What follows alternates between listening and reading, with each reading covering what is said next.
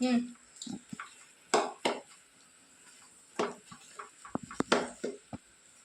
ஹாய்ஸ், பாருங்கம்மா, உங்ககிட்ட அப்பளாலாம் சொன்ன மாதிரி பலாப்பழம் எப்படி அறுத்து போட்டு எந்த அளவுக்கு அல்வா ஆயிருக்குதுன்னு பாருங்கள்.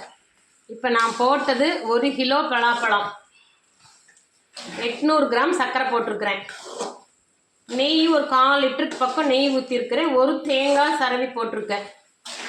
எல்லாம் சேர்ந்து குவான்டிட்டி அதிகன்றனால டைம் அதிகமாக எடுக்குது, அவ்வளோதான். இப்போ நான் இது சுத்தமாக 1 மணி நேரம் ஆயிடுச்சு. இதை போட்டு பக்குவப்படுத்தி எடுத்து பாக்ஸில் போட்டு வைக்கிறதுக்கு இதுதான் சரியான பக்குவம். இப்படி நம்ம இது பண்ணும்போது வடை சட்டியில் ஒட்டாமல் இந்த மாதிரி வரணும். இதுதான் பலாப்பழ அல்வா. சாப்பிட்றதுக்கும் நல்லாயிருக்கும், உடம்புக்கும் கெடுதல் இல்லை. இதில் எக்ஸ்ட்ரா எந்த ஒரு பொருளும் சேர்க்கலை. நம்ம இயற்கையான நாட்டு சர்க்கரை, நெத்து தேங்காய், நம்ம வீட்டில் செஞ்ச நெய், நம்ம கையாலேயே நம்ம தேவையான அளவுக்கு உட்காந்து அதை அறுத்து மிக்சியில எல்லாம் எதுவுமே போடக்கூடாது. மிக்சியில் போட்டோன்னா தொண்டையில் சிக்கிக்கும், வலுவழுப்பு தன்மை கொடுத்துரும். இது நம்ம நல்லா கொஞ்சம் மென்று சாப்பிட்ற மாதிரியும் இருக்கும். வயசானவங்க, சின்ன குழந்தைங்க, அவங்களுக்கு எல்லாமே ரொம்ப ரொம்ப ஹெல்த்தியான ஃபுட்டு. இதை நீங்கள் செஞ்சு பார்த்துட்டு கமெண்ட்டில் சொல்லுங்கள்.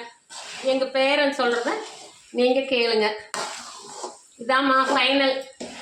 இதா ஒரு தட்டு பார்த்தீங்களா கைஸ், இதான் ஒரு தட்டு பக்கமா இதான் இங்கே பாருங்க. சின்ன தட்டு எடுத்தேன், சிறுசு என்னன்னு இவ்வளோ பெருசு தூக்கிட்டு இது பக்கம் கொண்டு வா. இங்கே பாருங்கம்மா, இதுதான் சரியான பக்குவம். இதா